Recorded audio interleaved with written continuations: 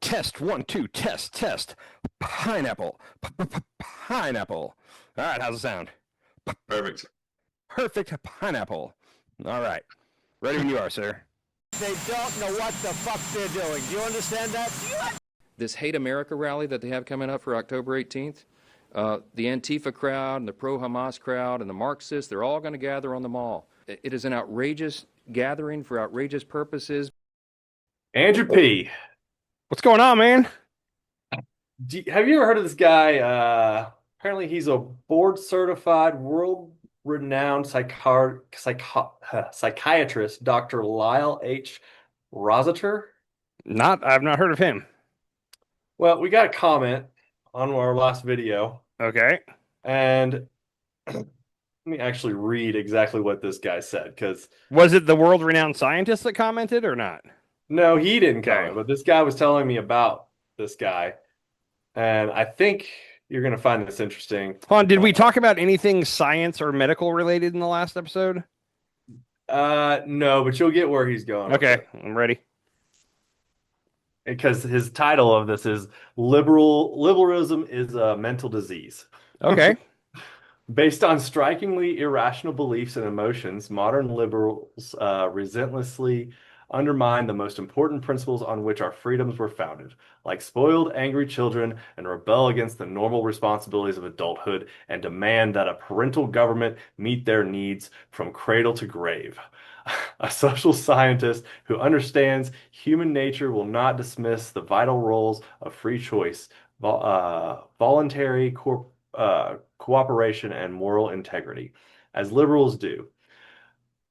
A politician leader who understands human nature will not ignore individual differences in talent, drive, personal appeal, and other work ethics, and then try to impose economic and social equality on the population, as liberals do, and a legislator or who understands human nature will not create an environment of rules which overregulates and overtaxes the nation's citizens, corrupts their character, and reduces them to ward of states, as liberals do. The roots of liberalism and its associated and mental madness called narcissism can be clearly identified by understanding how children develop from infancy to adulthood and how disordered development produces the irrational beliefs of the liberal mind. When the modern liberal mind whines about imaginary victims, rage against imaginary villains, and seeks above all else to ruin the lives of persons competent to ruin their own lives. Neurosis of the liberal mind because painfully obvious. I don't know if he wrote this or if he just copied and pasted it, but Yeah, I'm gonna guess he copy and pasted that. the last sentence is basically liberalism is willful failure to mature beyond adolescence that can have catastrophic consequences for society. With luck, the official diagnosis of this disease by a mental health professional will facilitate and search for the cure. Okay, so I don't think that everything he said was totally wrong, but like there's a whole like each side defines the other side in an exaggerated way. Okay, and I hear Joe Rogan for the past couple of years has been saying like the left demands like equal outcomes for everybody, and that's not possible. And it's like no, that's not. Trying to say that everybody should have an equal outcome in life is not possible, and I don't think anybody on the left is saying that. Now, what the left oftentimes says is equal opportunity. Like some people are born on third base and then they think they hit a home run, where other people, are born with nothing. And we should make things more a level playing field. So I get what the left is saying, but then the way that the right exaggerates what they're saying and they try to redefine it and go, well, the left wants blah, blah, blah, blah, blah. So that's kind of what he's doing there, in my opinion. Yeah, but he's saying it's a disease. Oh, and that's Elon Like has been liberalism is a disease. That's Elon's been saying that for the past 2 years at this point. Okay. The woke mind virus. maybe he read this guy's book. He might have. There are people that believe that. Here's the thing. There's a part of me that's like the old school Republican in me is basically saying, like, if I work really hard, like, I don't want more of my taxes taken away to give to somebody who's not working really hard. Like, that makes sense to me. But then you look at things like the wealth gap and how it is just stretching right now, and the Yeah. billionaires are getting richer, and the middle and lower, and like you look at that, and you're like, okay, something has to be done there. So there's a balance because I get both sides of the argument, but right now, like straight up capitalism is gonna cause the downfall of America. Like the middle and Yeah. lower class are getting squeezed out, and sooner or later there will be a revolution, probably some kind of a communist revolution, if we don't address that. Yes. So Yes. that's kind of my take on that overall. Like I hear Elon talk about this stuff a lot, and it kills me because it's like we're going to talk about Mike Johnson and the No Kings for in a little bit, but his whole thing is he's calling the No Kings rallies hate America rallies. And he's Um, trying to redefine what No Kings is all about. And Republicans oftentimes are successful at this because they get out there and they say their message like defund the police. The perfect example. They say, oh, they want to eliminate all police forces, and then every now and then you come across a Democrat that would say, no, defund the police simply means, and then they would give a, and I don't want to go through the whole explanation, but when you hear him explain it, you go, oh, that doesn't sound that bad. That makes sense to me. But Democrats are terrible about combating the messaging, and they let Republicans define. Kind of like whatever Democrat they put up for president next is automatically going to be a communist. And of course. it could be the most centrist Democrat there is, but they're going to sell the fact that he's a communist, and they will win that battle. So Yeah. Yeah, they are very good at that, aren't they? they are. I'll say this. I have nothing on the shutdown tonight, but Chuck Schumer did a shutdown video, and I shouldn't say it that way. Some people got Chuck Schumer to do a shutdown video, and they directed him and told him exactly what to do. And I'll say this, it wasn't bad. It wasn't good. Like I'm grading on a curve, but for Chuck Schumer, it was pretty good. I didn't pull it, but I was shocked. I was like, holy shit, like Chuck Schumer and the Democrats kind of did a good video about the shutdown. It was catchy. It was funny. Good job. It's Okay. rare. It's rare that they do that. I'd have to see this thing. Yeah. I'll pull it So for next time. then did you see Johnson's press conference today? Yeah, we're gonna get to that towards the end. I got You have plenty a on that. lot. Yeah. Okay, Yeah. good. I apologize to you, but I have so many videos tonight, and I tried to cut them down, but I couldn't. A lot of stuff happened today. Yeah, a lot of stuff's happened in the past 3 or 4 days. Like we really could have done an episode a day for the past 3 days, and I still would have had too much. Real quick, I got bad news. Trump did not win the Nobel Prize today. Shock. Dang. Yeah. Which, so real quick, and I didn't know this till today, but I figured Trump and people nominating him should have known this. But the end of submissions for this Nobel Prize was January 31st. This is the Nobel Prize for 2024. So all the things that Trump has done that he's trying to get nominated for happened after January 31st. So all these submissions are for next year's Nobel Prize. So he might Uh, still win for like ending all the wars that he claims. Like that would be next year. So apparently I didn't know it, but apparently also like Trump and the people nominating him didn't know that. So he not that I'm sure he would make an argument on this, but he didn't do much in 2024 that would be Nobel Prize worthy that I know of. He ran for president. That's what he did that whole year. has So he done anything this year? he's got a list of things that he's done, and like a lot of it, like he want like there are people nominating him for ending the Israel-Iran war, and it's like that's not over. Like that's No. I'll bet that's going to start back up here within the next year or so. Yeah. Even like the Israel and Palestine ceasefire that we have right now, like awesome. I hope that sticks. If it sticks and it works out, then I'll give Trump credit. But like we've done exactly this. Back like 6 months ago, we did a phase one that was a release of hostages and this, and it never made it past phase one. Yeah. Uh, Well, the we're in dark phase force has one. already gone past the ceasefire, right? Has already. Well, they were bombing last night when Trump had said to stop the bombing, but then today they officially, like Israel came out and said, okay, the ceasefire is on now. And I don't think they've bombed anything since that moment. I So saw a video from today. I think it was from today, where Israel, the dark force, was going into cities with tanks. I would venture to say that probably wasn't today because I had seen several things tonight that since they announced that they agreed to the ceasefire, they haven't done anything. So I again be careful what you see on social media because you could post a video Uh, from 3 weeks ago and claim it was today. But anyhow, back to Trump and the Nobel Prize. The lady that ended up winning, Maria Corina Machado of Venezuela. She's actually the opposition to Maduro, who Trump is trying to overthrow right now. She's mhm. been the opposition there for I guess like 10 or 15 years. Kind of hysterical because the people that the Nobel Prize people, when they were asked today why Trump didn't get it, they had a little bit of a long answer, but at the end of it, they said, when authoritarians seize power, it is crucial to recognize courageous defenders of freedom who rise and resist. And a lot of people took that to mean that was a shot at Trump, calling him an authoritarian. That kind of perfectly defines this girl in Venezuela and what she's done. But I mean, you could also say people in America rising and resisting against Trump, who's an authoritarian. I don't know. What's Maduro's political affiliation? I have no idea. I don't Okay. know. I don't know if they have like a right and left like we do in America. Okay. I think everybody kind of does, don't they? I don't know. I'm gonna. You can look it up. We should know this if we're gonna talk about Venezuela at all, which I don't have Yeah. much on them anymore. Is Maduro A a liberal. a Democrat or Republican? Let's see here. He is the United Socialist Party of Venezuela. Oh, he's a socialist. Yeah, Okay. so he's left.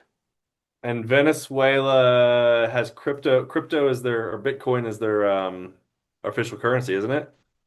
You got me. I don't have any clue. I don't have anything for them tonight, but if we're gonna talk about them, we should each read up on them so we know what we're talking about. Yeah. I don't. It seems like we're getting very close to invading Venezuela. None of us are paying attention to that. Like Maduro, I saw today that Maduro called for an emergency meeting at the United Nations because he thinks America is gonna invade like within the week. So he wants Yeah. an emergency meeting. It's funny because of all the other stuff going on in America, we're barely talking about the fact that we have like thousands of Marines and amphibious ships like waiting off the coast of Venezuela right now. We got other stuff going It's on. Yeah, a new war we don't have time for right now. So, right. um, the funny thing, real quick, I will say, leading up to the Nobel Prize stuff, there were headlines left and right in like European newspapers. I got one right here. It says Norway braces for Trump's reaction if he does not win Nobel Peace Prize. Then under that it says U.S. president may impose tariffs, demand higher NATO contributions, or even declare Norway an enemy. An analyst says so. Scary that they were even having to like they were worried like what if he gets mad that he doesn't win and Yeah. he seemed Well, he seemed to handle it okay today. he did, but I mean, you saw that the international court system I confirmed didn't that see him and the Dark Force are um, criminals of the international court at this point. I did not see that today. I did Okay. not see that. Yeah. Yeah, and they can't our government came out with a statement saying something about like we don't agree with them. They don't have any jurisdiction. They're a I don't know if Trump wrote this or not. So if it was Trump, it was probably something like they're a fake they're a fake organization. Uh yeah, so there's that going on too. So AI is saying here that while no international court is currently prosecuting Donald Trump, he has taken actions against the International Criminal Court to counter its probes into U.S. and allied personnel. So this is saying that they had, and I don't know, we'll have to look into it. Again, don't believe everything you see online. Well, If the ICC had come out today and said that Trump was guilty of something, I think I probably would have seen that. And I'm going off AI here, but AI seems to work most of the time.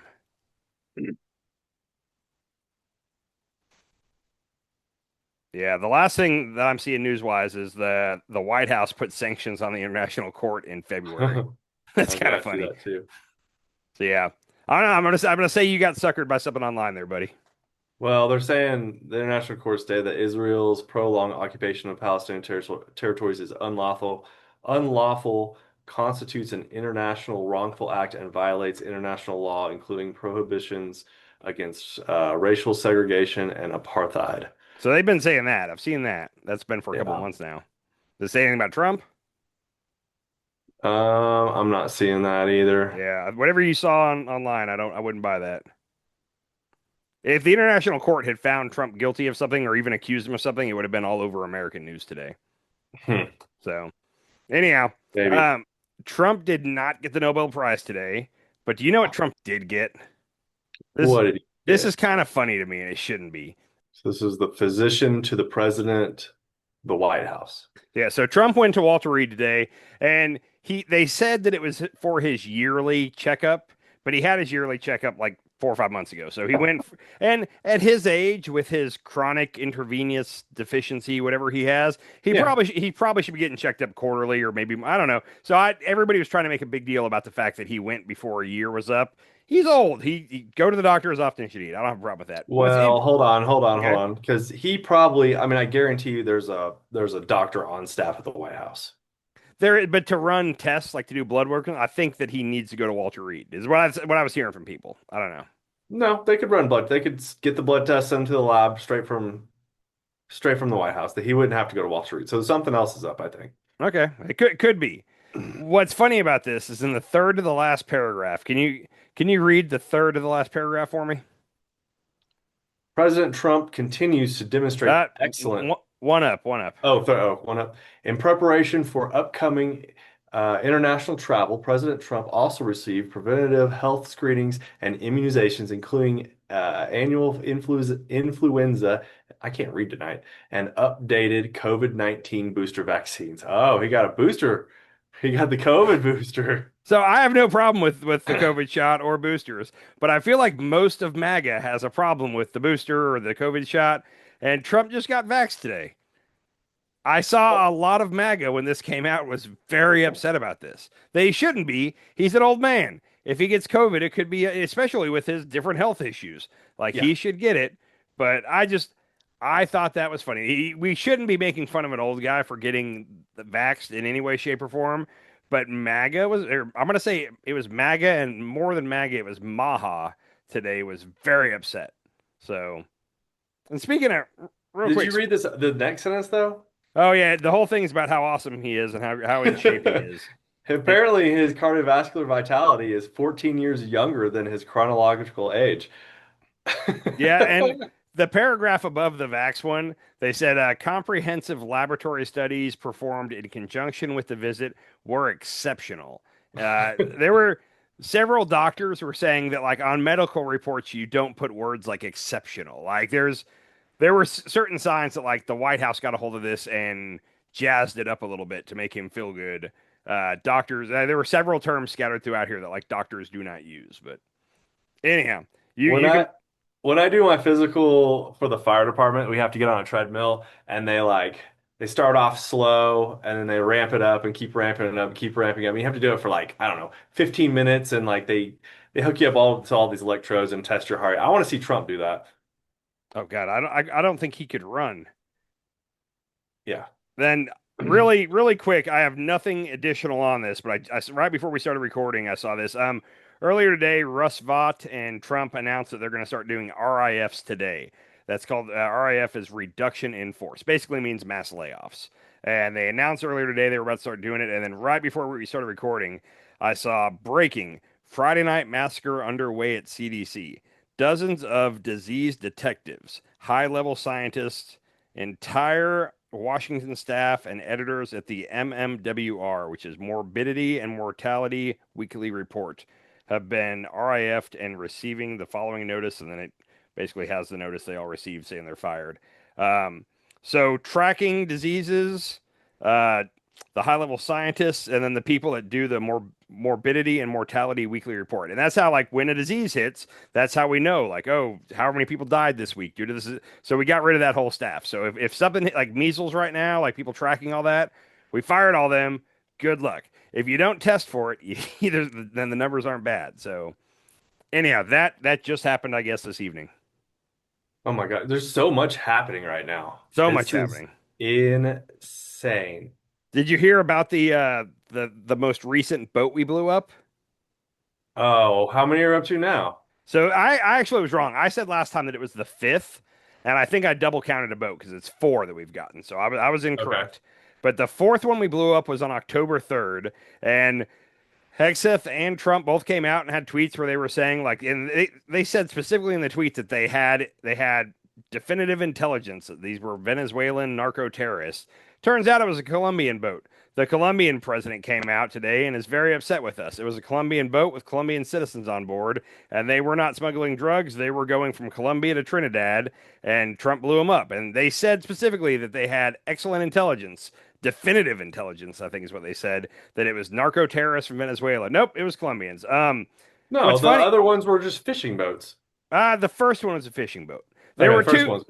There were two. The first one had 11 people on board. You don't put 11 people on a drug running boat because you're trying to save on weight and whatnot. Anyhow, the two of them might have been drug smugglers. I have no idea. The thing is, you don't execute drug smugglers. Like that's No, not a capital offense. But this one, this their is an pre- act of war that we're doing.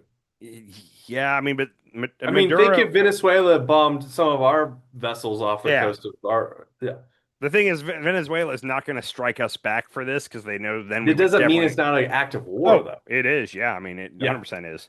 But remember, Trump said just last week to Congress that he said we are at war, but we're at war with what do you say? It was a non-nation something. Basically, that we're at war, but not with a nation. We're at war with Yeah, basically like war with terrorists. Um, when their president came out today and basically threw a little fit about this, he was pretty mad. Carolyn Levitt came out and said, this is a quote from her, the White House looks forward to President Petro publicly retracting his baseless and reprehensible statement so that we can return to a productive dialogue on building a strong, prosperous future for the people of the U.S. and Colombia. So that was our response, is they want him to retract his baseless and reprehensible statement.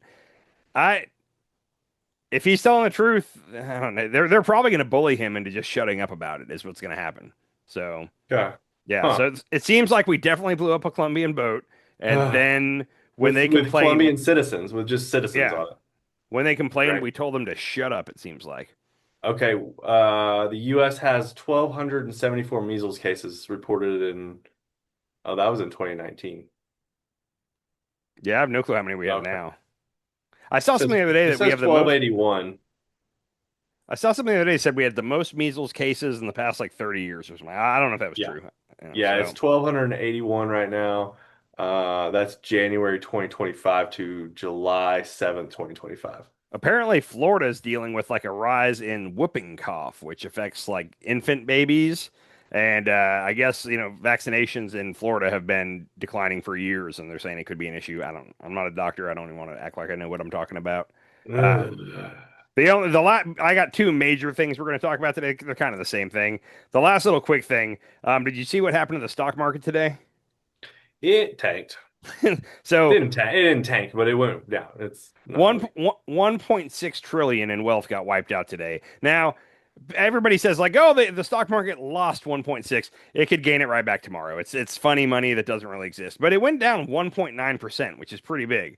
Yeah. It went down all at once. At a very certain time, the market took a nosedive and went down. And you wouldn't believe it. There was a Trump tweet that just went right along with when this happened. Um, Oh. there were two tweets today. One tweet this morning. He's been saying for the last 4 weeks that like things are going very good with China, and he's going to meet with them here in the next couple weeks, and he thinks the deal is going to get signed. Basically, everything's rosy. All the reporting has been like, no, China's going around signing deals with everybody, and they're getting the upper hand on us, and this and that. But then Trump is like, no, no, no, everything's great with China. The first tweet this morning, I can't. It was long, but he was basically saying like something's up with China, like they're up to no good, blah blah blah. Then he comes out with this long tweet, and I'm not going to read the whole thing, but towards the bottom, he says, the United States of America will impose a tariff of 100% on China over and above any tariff that they are currently paying. Also, on November 1st, we will impose export controls on any and all critical software. So they do need some chips from us. We make some chips here or in Taiwan, but it's American companies. So chips is that's one point of leverage we have over them. But 100% tariff, and if I'm reading this right, over and above any tariff that's currently on. I think there's already a 35% tariff on China. So I think we're going on November 1st up to 135%, if I'm reading this right. Um, That's going to be great. now, Um, China controls the rare earth minerals. That's the only yeah. reason we're still letting them have chips. And we're not letting them have the best chips. They're like called the H20 or something, but we're Uh-huh. letting them have the step down from that. We're all at the same time we're selling the H20 to Qatar and another country in the Middle East, and we know for sure that they're turning around and selling them to China, but we're kind Yeah. of just okay with that. So they're still getting the good chips. But the reason we're still giving them that is because we need the rare earth minerals, and they have the market is cornered. They own it. If you want rare earth minerals, magnets for certain things, like you got to get them from China. So that's why we're Mhm. kind of keeping that lane open. Apparently we're closing that off, and he said it today. Well, Tomorrow no, he might. China said they're going to close it off to the world. They're not going to sell rare earth minerals to anybody. They didn't say they're not going to sell it at all. They said they're going to import, like, institute controls over it and limit how much is going to everybody, is what I believe they said. Okay. Yeah. So they're going to basically, they're not just going to give this stuff away They're to just going to anybody. control it like And they're using that because, like, the European countries that, like, they're trying to get in bed with the European countries and get the European countries to basically screw America. And Trump's putting a lot of pressure on them to ditch China and come back to America. This is mhm. their point of leverage over most of the world. It's like, oh, okay, if you want to go with America, then I guess you're just going to get your rare earth minerals from America too. Oh, America doesn't have rare earth minerals? So that's kind of their leverage they're using Hmm. over people right now. So Okay. Yeah, yeah, that makes they're sense. they're trying to secure every little loose end to where they can officially say we don't need you, America. And they're close, but they're not there yet. And a lot of people are saying they probably have hit a snag, and that's why they're now resorting to the threat of cutting off rare earth minerals because they're not getting the last couple deals they're trying to get or whatever. So Okay. Huh. anyhow, Interesting. yeah. So Ah, all right. Do you know anything about military bases in Idaho? when you said Qatar, that's exactly what popped into my head. Like, Okay, let's let's real quick let Pete Hegseth tell us what's happening in Idaho. okay. No one other than President Trump could have achieved the peace that what we believe will be a lasting peace in Gaza. And Qatar played a substantial role from the beginning, working with our folks to ensure that came about. So I want to thank you for that historic peace. We look forward to joining the president as that gets, it's already been delivered, but as that's formally signed as well. And I'm also proud that today we're announcing, we're signing a letter of acceptance to build a Qatari Emiri Air Force facility at the Mountain Home Air Base in Idaho. The location will be host a contingent of Qatari F-15s and pilots to enhance our combined training, increase lethality, interoperability. It's just another example of our partnership. And I hope you know, Your Excellency, that you can count on us. So Yeah. the right, and I'm talking like the Laura Loomer, Tim Pool, like the further right, lost their damn mind over this. First of all, Trump said throughout his whole first term that Qatar is a sponsor of terror, and like they're the ones that kind of house the Hamas leadership. Like I don't want to say they fund it, but they give Hamas safe harbor. But they gave Um, him a $400 million plane. They gave him a plane, and what a coincidence! Back in May, Trump announced a $5.5 billion deal with Qatar to build a beachside golf course in Qatar, a God. resort. So he's basically building a Mar-a-Lago type place in Qatar. Uh, there's deals being made, and also Qatar bought $2 billion worth of his crypto coin, the Trump coin or whatever. So Oh, so they've done a lot for him dang. financially, and so the right lost their mind real quick. Laura Loomer said, "I never thought I'd see Republicans give terror financing Muslims from Qatar a military base on U.S. soil so they can murder Americans. I don't think I'll be voting in 2026. I cannot in good conscience make any excuses for the harboring of jihadis. This is where I draw the line." Who And said that, that? Laura Loomer, who Oh, so yeah. she loves Trump, but she hates Muslims. She's very anti-Muslim. Yeah. After that, she tweeted, "There isn't a single Trump supporter who supports allowing Qatar to have a military base on U.S. soil. I don't know who told President Trump this was a good idea, but it has made people not want to vote. This is the type of thing I would expect from President Ilhan Omar." I like Dude, how Trump is just doing deals for his own interests. That's all he's doing. And so he's getting a golf course. He got a plane that he's going to take with him when he leaves the presidency after we spend another how many millions of dollars refurbishing it and checking for bugs. He's going to take that with him. And now he has a brand new jet and he's going to give Qatar a military, is it a whole base or is it a just a So everybody freaked out at first and thought they were going to open their own Qatari military base somewhere in Idaho. yeah. And Hegseth did come out tonight and said, "No, no, no, no. It's not a base. They're going to basically have like a couple buildings on one of our bases. They're going to have a hangar and a building or two, and Yeah. it's going to host part of some of their F-15s, and some of their pilots are going to come over here, probably a lot, and train with our pilots. Like we're But going to we have a train. base over there where we Yeah. could do all this training. Oh yeah, we could. That's where it would make sense. Is it's in Doha. Yeah. Our biggest base in the Middle East is in Doha, Qatar, and we could just do all this over there. It makes no sense unless they're wanting to have like maybe this increases their standing in the Middle East. You know, like that they're America's number one partner. And that's all Right. the only way I could see it is this is just a good show for them. So no country has its own independent military base in the US, but several countries have a military presence through joint training and support facilities on US bases. For example, the United Kingdom, Germany, Italy, the Netherlands, and Singapore, all in our circle. And So, now we're but like for Germany, for example, we have a huge Air Force base in I think it's Ramstein, Germany, and like that's where we do all of our joint drills with Germany is in Germany on our base. Same with all those other countries you just listed. Like like Germany doesn't fly its fighter jets over to America to do drills over here. Like we do all those drills with them. No, they have detachments or training facilities located on US military installations. Yes, These other countries. Yeah. on U.S. military installations in those countries. Like the U.S. Army Air Base in Mm. Germany, it's actually technically part of America. Like the way that it works out is like as soon as you get onto that base, you're in America, even though you're in the middle of Germany. So are you saying that no other country has what Qatar is going to have in our country? Yes, I'm going to say that on American soil, like in the continental United States, no other military has their own buildings and hangars on one of our Air Force's bases in America, in the And continental we don't United States. trust Qatar at all.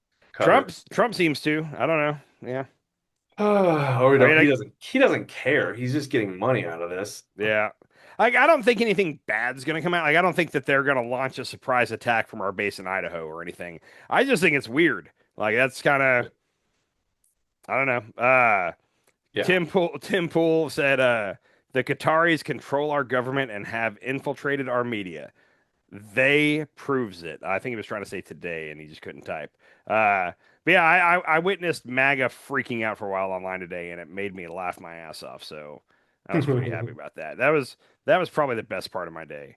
Oh, also to back up real quick, as far as Trump shooting down or blowing up boats in the Caribbean, you know the Senate had a vote the other day to decide whether they were going to allow him to keep doing that or not. I did not know that. This was just yesterday. By a vote of 48 to 51, they decided to keep letting him do it. Now, interestingly, Rand Paul and Lisa Murkowski, two Republicans, switched and voted with the Democrats. One Democrat voted with the Republicans to let him keep doing that. That's Fetterman. Yeah, John Fetterman. He Yeah. voted. I'm starting to really dislike that guy. Like, Yeah, what a turd. I there's- think that stroke really messed up his brain. So here's the thing, like Joe Manchin was from West Virginia, and he's what they call a blue dog Democrat, and he's in a state where like we were lucky to have a Democrat like as the senator from West Virginia. We needed to keep him there. In order to keep him there, he had a vote along with Republicans on a lot of stuff, but it was kind of like Pelosi and Schumer never got mad at him for because they knew that he was doing what he had to do to keep his seat. But then on the big things, he'd be there for them. Like when it really mattered, he This is why I don't like politics. I wish they would all just vote with their heart. Like, what is right Yeah. for this country?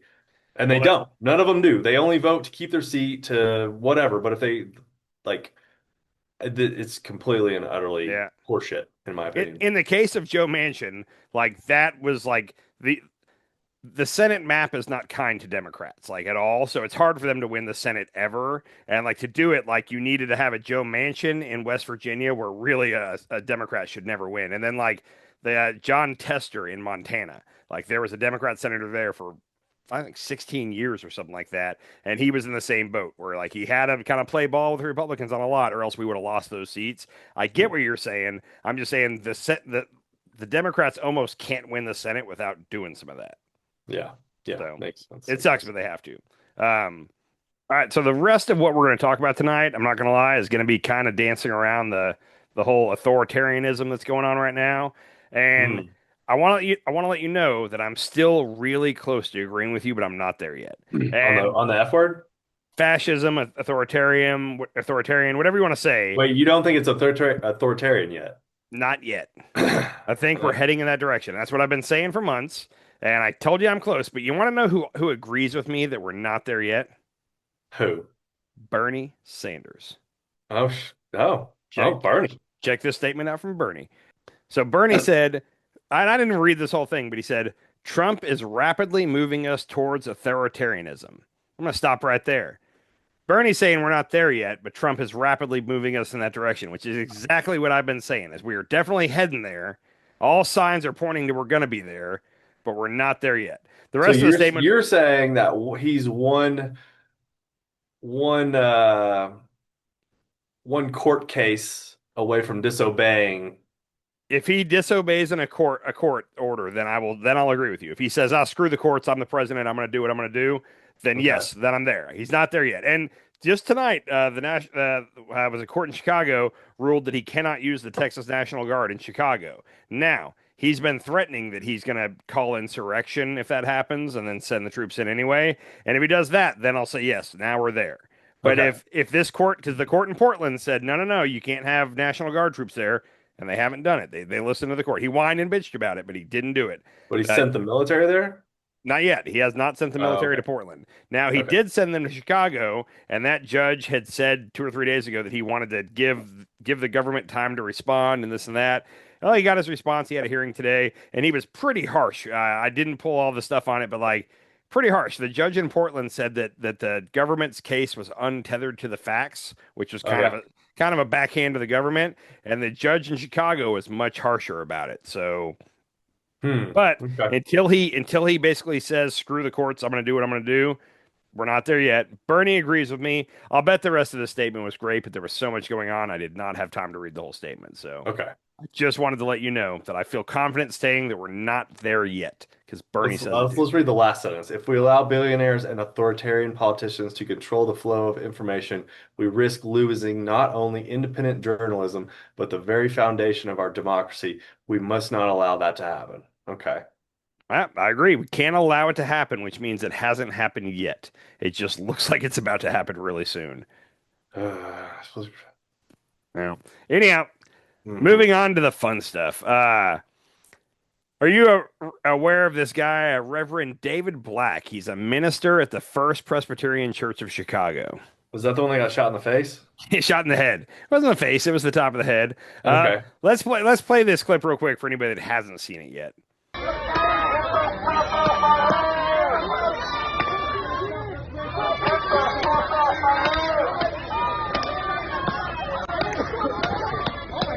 Holy shit.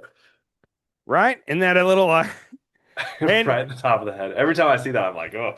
there's a lot of videos and pictures of him over the last month. Apparently, this is not new to him. Whenever there's chaos on the streets, he goes out and he tries to bring the temperature down. He tries to like pray with both sides and Mm. say, "Hey, I understand you're upset. Let's talk about this in a calm, nonviolent way." And he's like an activist priest, but he's not like he tries not to be on either side. Like he's trying to tone everything down so we can use our words and maybe talk about this. That seems to be Oh. his gist. And yeah, there's pictures. He's been pepper sprayed a lot in the last in the last couple of weeks. So So ICE doesn't like what he has to say yeah. about Jesus. So that video of him getting shot in the head apparently happened like 3 weeks ago, but it just went viral recently. A judge, separately from the Chicago judge we just talked about, but a judge ruled that DHS cannot use riot control weapons on members of the press, protesters, or religious practitioners not posing an immediate threat. I thought it was interesting that they put in religious practitioners mainly because of that judge. Yeah. But so that if DHS needs to follow that now, they cannot use pepper spray, pepper balls, um, tear gas, like anything you would use on a riot. They're not allowed to use it on them unless they're posing an immediate threat. And I guess that's a gray area that. Yeah, and I saw a video of a photographer getting just blasted by pepper Dude. balls. Well, did you see the lady with WGN in Chicago that got arrested today? No. So I didn't pull the whole video, but what's interesting, so she's a white lady, probably about 40-ish, a little bit heavier. And apparently she was just standing there filming. She works for WGN. She was filming. All of a sudden, she gets taken to the ground, cuffed, picked up, thrown in the back of a van, and driven off. DHS, that lady Tricia McLaughlin, who's like Kristi Noem's assistant, came out and said that she was throwing things at ICE, and basically she was going to get a felony charge for it. And then WGN came out like an hour later and said, "Okay, we located her. They just released her. No charges filed. Blah blah blah." So hold on, wait, was she throwing stuff? If she was, anyhow, I don't buy half the stuff they say. Yeah. But what's really interesting about that though is the video was all over Twitter for a couple hours today, and then I saw that on TikTok several people posted it, and this was happening. So TikTok is censored. Remember how Larry Ellison just bought TikTok, and Oh it's going to yeah. be Trump friendly. So this is the video of that lady getting arrested. You can see the pictures there. They were kind of manhandling her. She Oh, doesn't dude. she doesn't seem to be a threat at all.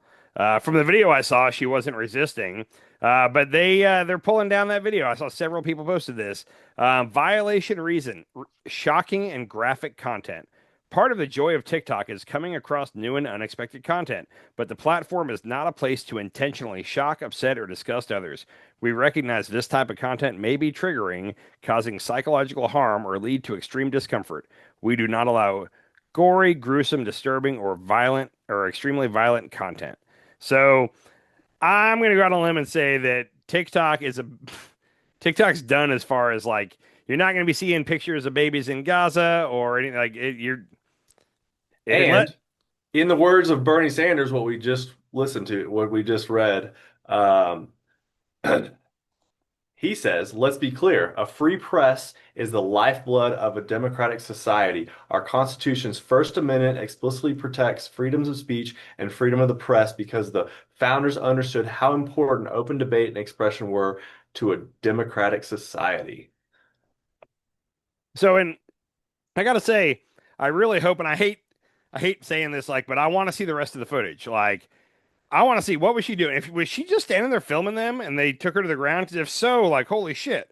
Like, did she throw something at them? If she threw and I'm just saying, DHS claims she was throwing shit at them. If she threw something at them, then I get why they took her to the ground. Well, then But why wouldn't they press charges? it doesn't make sense, right? It just seems like ICE is just arresting everybody. Somewhere there, I'll bet money there's footage for what happened here. I want to see the rest of it. Somebody show Yeah. me what happened leading up to this. And this is actually the police, isn't it? No, that's not. That's DHS or Oh, that's Border Security, I think, actually. border security. This guy has a police badge on the back. So they This guy all. has a U.S. Border Customs Control pat badge on his sleeve. So ICE, Border Patrol, HHS, DHS, all of them have police on front and back, but they're not Uh, police officers. But then part of that is because they've been losing court cases. People are suing, saying, "Hey, they have to be identified." Like if people jump out of a van and grab somebody and throw them into that van and they're not identified, somebody's going to get shot. A cop's going to get shot here because it looks like a kidnapping. So they're slapping police front and back when they're not really police, but they're kind of doing it to satisfy the court order that they have to be clearly identified as police. So I get it, kind of. They're not local police. They're federal cops. Anyhow, wild, yeah. So wild. I mean, they just seem to keep arresting people who aren't doing anything illegal and then letting them go later.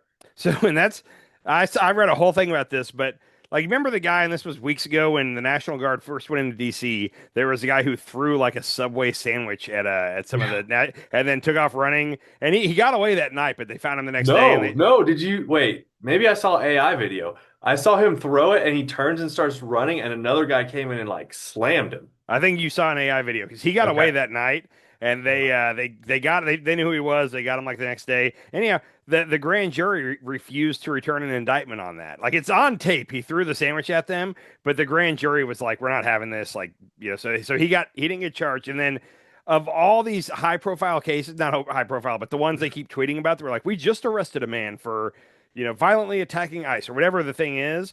All of them are either the grand jury is not giving an indictment or DHS is dropping the charges. Almost nobody has actually gone to jail for any of these things. And like it's almost like they just want the social media post to say they did it, but they're not going to put in the work to actually try to get a conviction on it. Is kind of where Yeah, it's and at. and on that note, fuck AI. I am so Yeah. fucking sick of AI.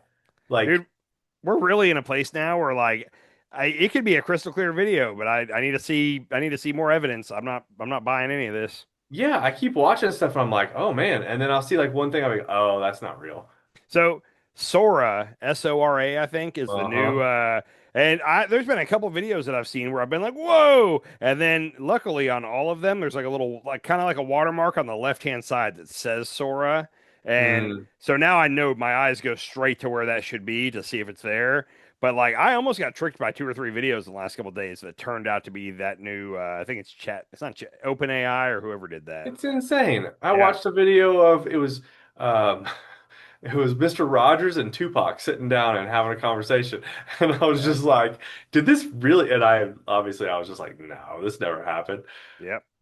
No, it's crazy. We're at a place now where I tell you this all the time, but like you have to triple check everything you think you see online because I don't trust any of it.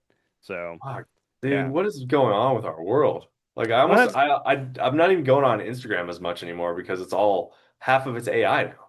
yeah, and it scares me because it's like these are people that they're intentionally putting this content online to try to trick people into believing it.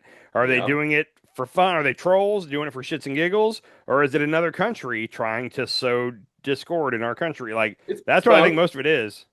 Yeah, Yeah, it's both. But yeah, the Russian bots are definitely yeah. and the Chinese bots are definitely at work making these all day, putting them on our socials. Yeah, Oh, it's a just scary trying. times, man. It's scary times. And I mean, they've already sown division. Like with the Trump election, like our country went division. Nah, I mean that happened the first time with Trump too. Trump's just a That's what I'm polarizing saying. Yeah, the dude. first time with Trump, they during that election was when they really put the hammer to it on Facebook and Yeah, they really sowed division. I mean, there was all these Russian troll farms that got um even uh without social media or other other nations getting involved, like some things are just polarizing. Like the Dallas Cowboys. Like you either love the Dallas Cowboys or you freaking hate the Dallas Cowboys. Like there's not people like if you're a football fan, there's nobody that's like, I don't care either way about the Cowboys. The Yankees are like that. Like there's certain teams and there's certain people. Trump is a polarizing dude. Like you love Trump or you freaking hate him. And there's very few people that are just like, yeah, I don't care about Trump one way or another. Like yeah, if you're paying attention, you have a strong feeling about Trump. I that's think true. he would have caused this just from being himself. That's my argument.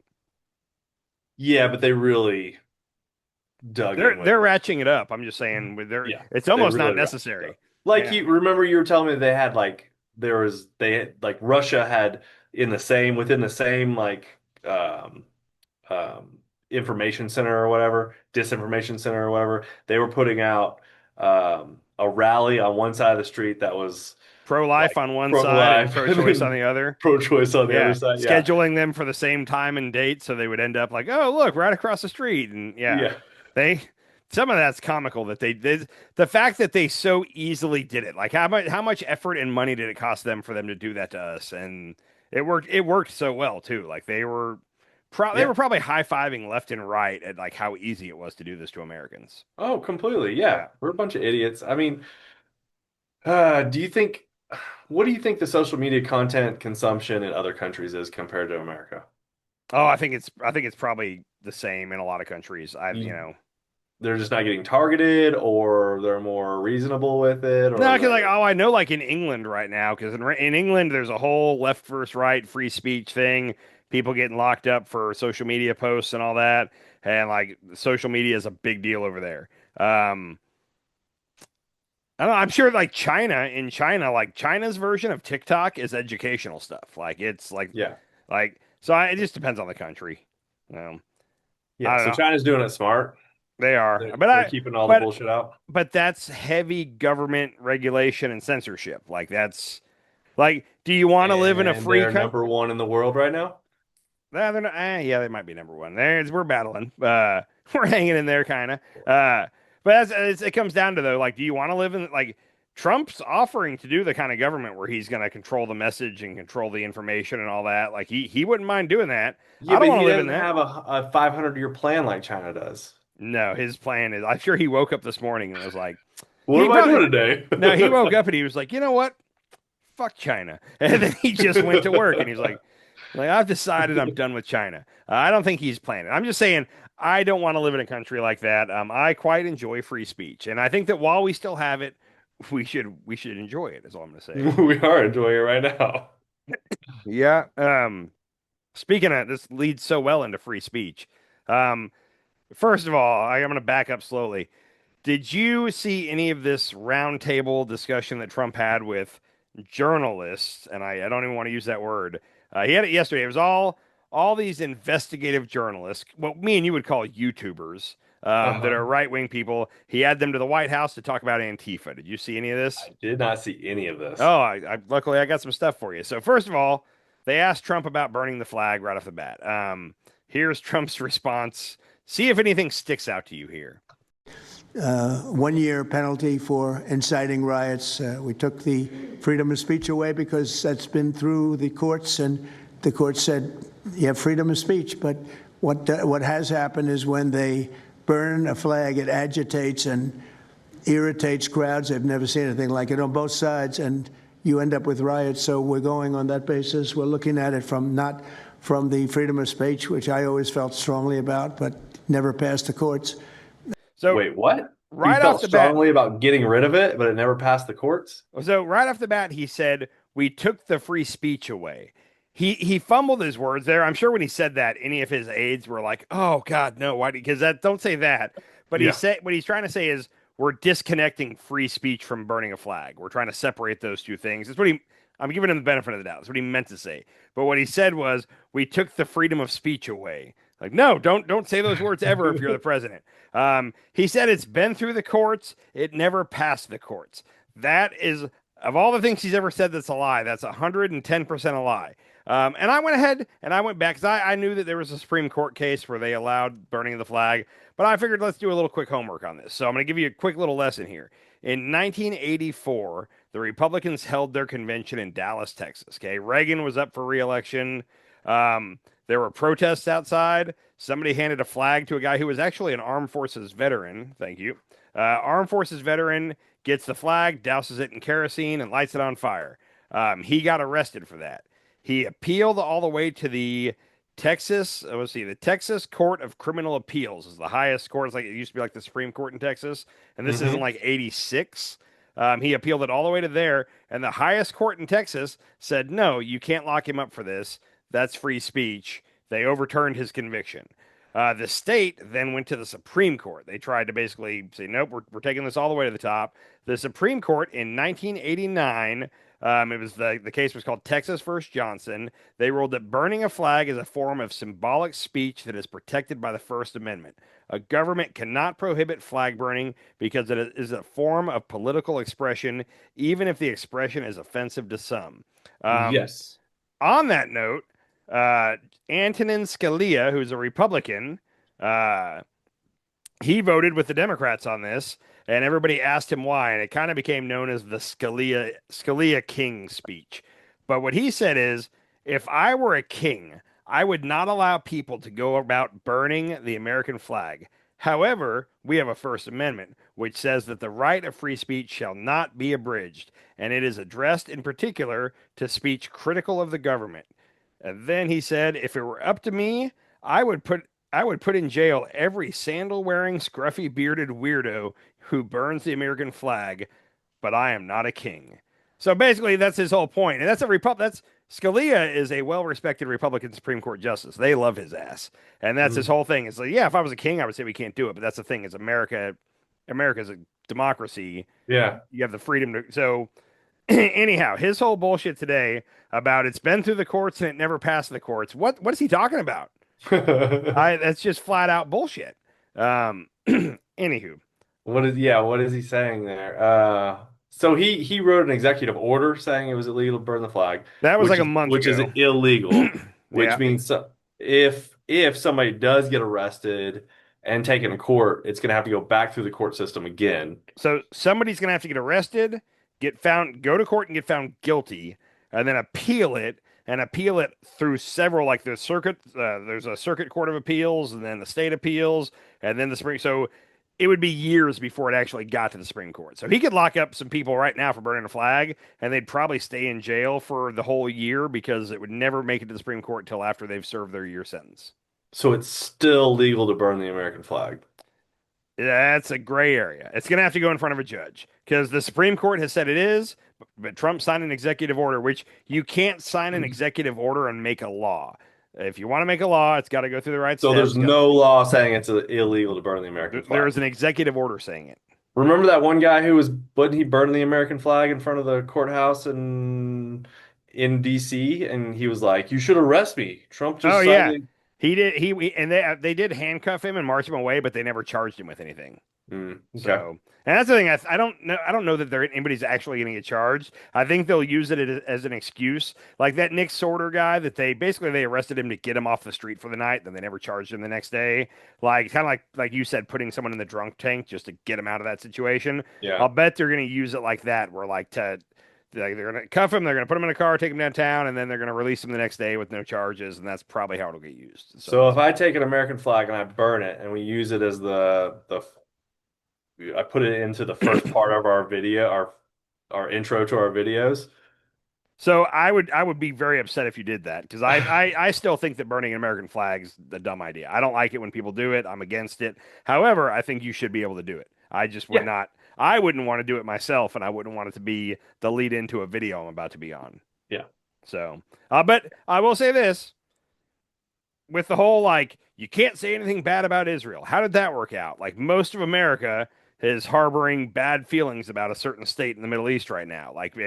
And now you say, oh, you can't burn a flag. And, like, there's a lot of people out there that are like, you know what? I never wanted to burn a flag, but now I kind of want to. And it's like, be careful. You're gonna drive cases of flag burning up. Yeah, by him signing that, I'll bet more flags are gonna get burnt this year because he signed that executive order than if he'd not said anything at all. Yeah, well, it's like sending the troops into a major city. Like, there's going to be more protests and more riots because you're sending these people in, because they're protesting the fact that you're sending them in. And that's one of the things that the judge in Chicago said was she said to the degree that there is any unrest in the city, it is because of you sending in ICE and DHS and all that. That's what's causing the unrest, not the people. So again, she kind of backhanded the government a little bit. I don't know if it was a he or a she, but whoever that judge was, kind of let him have it. So we're going to get into some distressing stuff now about this meeting. First of all, Donald Trump, I don't even want to try to set this up. Here's Donald Trump talking about Antifa at this meeting yesterday. Go ahead. Who are you with? The Center Square. I had the honor of asking you originally if you would designate Antifa a terror organization. And I stand here before you today, and I'm echoing what Andy said over here. Are you going to work with your administration as the Secretary of State's here? Are you going to work with your administration to designate it a foreign terror organization? You mean a terror? Antifa? Antifa? A foreign terror organization. Well, has that been done? Pretty close, right? Would you like to see it done? Yes, Mr. Do President. you think it would help? They have foreign I'd be links glad all to across do it. I Western think it's Europe. the kind of thing I'd like to do. If you'd like, does Middle everybody East. agree? If you agree, I agree. Let's get it done, okay? Let's get it done. Marco, we'll take care of it. Mr. President. That's international, you mean? Yes. International. Mr. President. Sounds good to me. So But who actually calls himself an Antifa?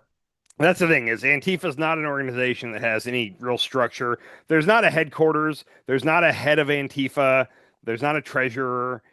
It's not an organization. It's just anti-fascists. Yes. It's Anti-fascists. again, there is the no fascist president wants to outlaw the anti-fascists when he actually ran on anti-fascism.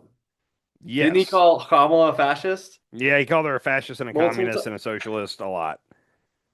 So anyhow, and you said it a month ago, but you can throw the word terrorist around. I'm calling you a terrorist now, and now you have no rights. And so anybody who shows up to protest and the administration deems to be Antifa, and I don't, who knows, maybe they won't actually follow through with this, but today it seemed like, this was yesterday. It seemed like they said, okay, we're going to do it. We're going to label Antifa a terrorist organization. If you're a terrorist organization, that means you have no rights. You can be shipped to Guantanamo Bay and be held without trial for indefinite periods of time. Like that's the joy of calling someone a terrorist. So, okay, who are they going to say is Antifa? I guess that's the next question. Like, is it just Mandami? Okay, that's a great guess. Next clip, from the same meeting. Mr. President, thank you again. Thank you. My name is Jonathan Cho. I am an investigative reporter for Frontlines Turning Point USA. I'm also a senior fellow at Discovery Institute in Seattle. And I cover far-left extremism as well as the homeless drug crisis in America. And I find it oftentimes those worlds intersect. And hot off the presses, what I wanted to bring to your attention today is a report from a Capital Research Center here in DC in conjunction with Discovery Institute.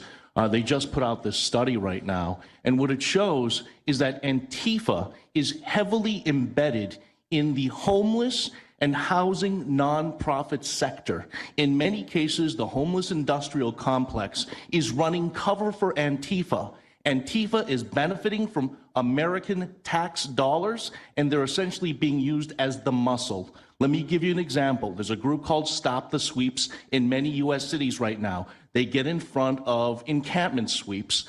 What they're doing quietly is they're bringing in Antifa militants to manufacture a crisis to make the police look bad.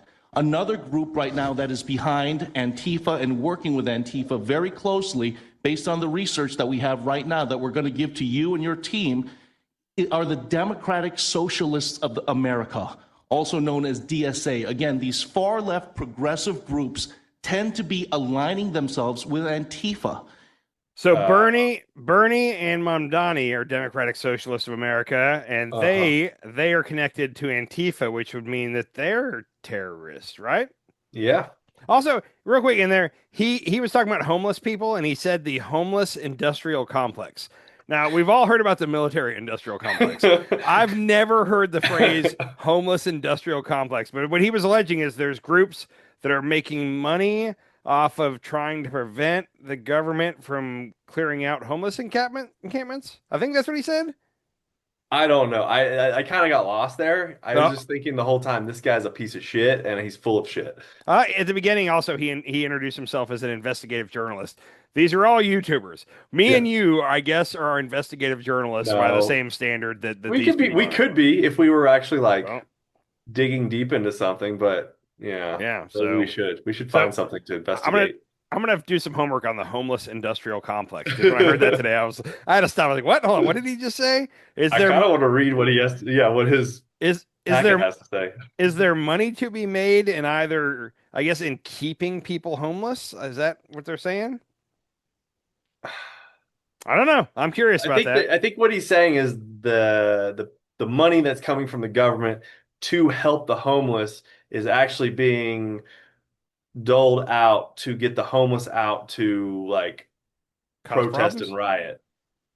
I feel like I don't see many homeless people at me and you both went to a No Kings protest. I don't remember seeing any homeless people. I see the homeless people, but they're not participating. They're just sitting on the side of the street like, oh God, these people are at my home. Exactly.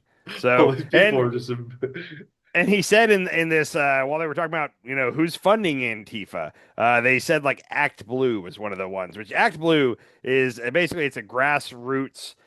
I'm trying to think how to say this. Grassroots donor platform to where if I wanted to donate to Democrats, I could donate to Vote or Act Blue, and then they pull all the money together and figure out what races really need the money. So you're donating it to the cause, and you're trusting them to put it at the right race. Well, anyhow, I'll put a link to Act Blue in our notes. Don't do that because they're associated with Antifa. He looked like the three major Democratic fundraising platforms he listed as being like the funders of Antifa.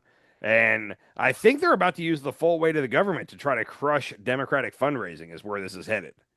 Oh, interesting. That's a good way to kind of rig the midterms without really rigging them. Make it where they can't fundraise. So this all seemed very okay, we need to squash all the protests of our administration while at the same time squashing all the ability to raise money for Democrats. How are we going to do this? Oh, let's bring in all the far-right YouTubers and have them tell us what we need to hear to say, well, we just talked to all these journalists. Anyhow, the funniest, real quick, me and you have talked about, and I've tried to explain this to Republicans, and I'm having trouble getting it through to them. But, Antifa isn't really a thing. We've talked about this a lot. When I try to explain that to them, they're like, no, I saw where Antifa was at a protest. I'm like, yeah, no, there's people there that are holding signs, but like there's not an organization. And I try to tell them this a lot. Christy Noam apparently doesn't believe what me and you believe on this. Check this out. We arrested recently in Portland was the girlfriend of one of the founders of Antifa, and that we are hoping that as we go after her, interview her, and prosecute her, we will get more and more information about the network and how we can root them out and eliminate them from the existence of American society. I want to thank the new journalists here today for telling their stories and for being able and willing to go to the streets and to cover what's happening here in America. Many times the legacy media has looked the other way, refused to tell the stories. The networks have not really focused on what this is and what damage it is doing to our country, and how this network of Antifa is just as sophisticated as MS-13, as TDA, as ISIS, as Hezbollah, as Hamas, as all of them. They are just as dangerous. They have an agenda to destroy us, just like the other terrorists we've dealt with for many, many years. And today is the day that we have a president that won't tolerate it and will stand up and fight for the American people. So thank you for being here, for being so bold, and for standing in the gap at such a time as this. It will matter, it will make a difference, and your life will be one of significance because of what you've done today. So with that, God bless you, and thank you, Mr. President. Thank you. You know, I'm thinking about this. Antifa might have like an organization. I don't think they call themselves Antifa. Okay. But I remember during the 2020 protests, I remember like they were talking about how people from other states were coming over into like the bigger cities and doing this. And I feel like there might be some sort of organization, but if there is, they're doing it by email or WhatsApp or whatever, and they could easily infiltrate the organization. Like system. for example, like there's protests happening in Chicago, like right now. There's one happening in Austin coming up like in a couple days. And like people hear that like, oh crap, or if you're part of different Democratic organizations, you might get an email that like, hey, there's a big No Kings protest happening in Austin or whatever. Yeah. And then you decide to go to it. That's the network how you communicate, okay? Like I said, there's not a leader of Antifa and his lieutenants at all. She said that they arrested the girlfriend of the founder of Antifa. I have so many questions. Like that means they know who the founder of Antifa is. Why aren't they putting his picture out there? Why aren't they blasting his picture to everybody and trying to find this guy? Or just go and arrest him.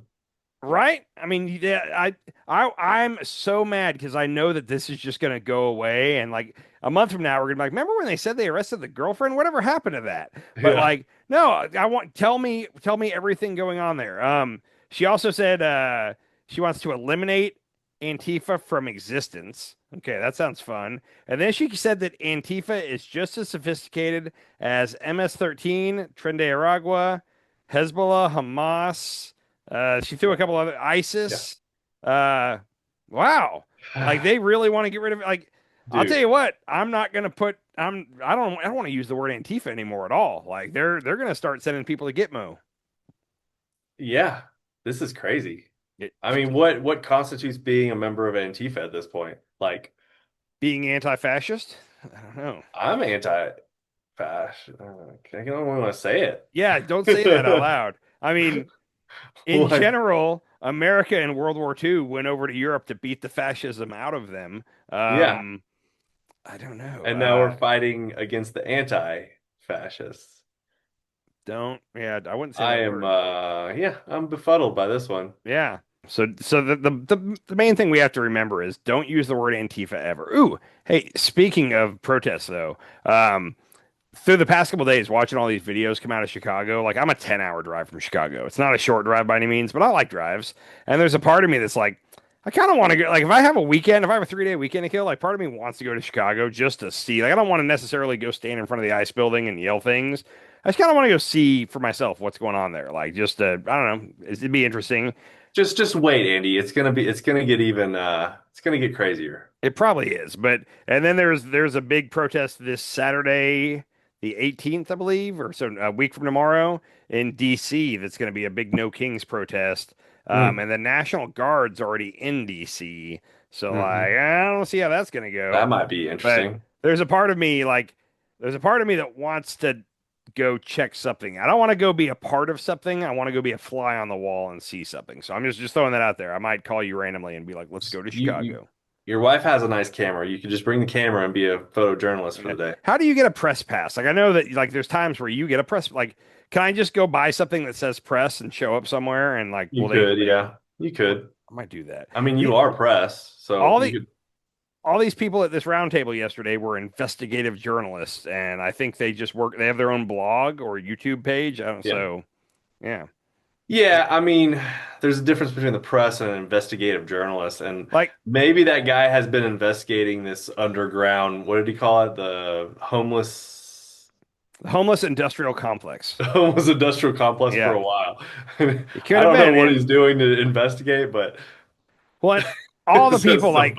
I watched the whole thing. It was painful to watch. But like each one of them, when it was their turn to talk, they'd be like, "Hi, I'm an investigative journalist, and I've been investigating Antifa for 10 years," or like whatever it was. And it's like, hold on, wait, you've been doing what? Like, okay. A lot of them, like, there's a guy in Portland named Andy, and his name is NGO. I don't know how you say that. I've heard of that. Yeah. Yeah.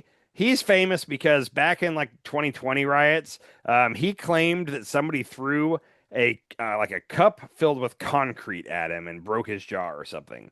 And then the police did a whole investigation. It turned out somebody threw a milkshake at him. It was a milkshake. They threw a milkshake at him right in the face, exploded all over him. But he tried to claim that it was concrete and that this and that. Anyhow, I don't trust him, but he was there. A girl that works with him was there, and I'm just becoming familiar with her. Her name is Katie Daviscourt, and I don't know if you saw last week, but she got a black eye while battling Antifa in front of the ICE building. Did you see anything about this girl?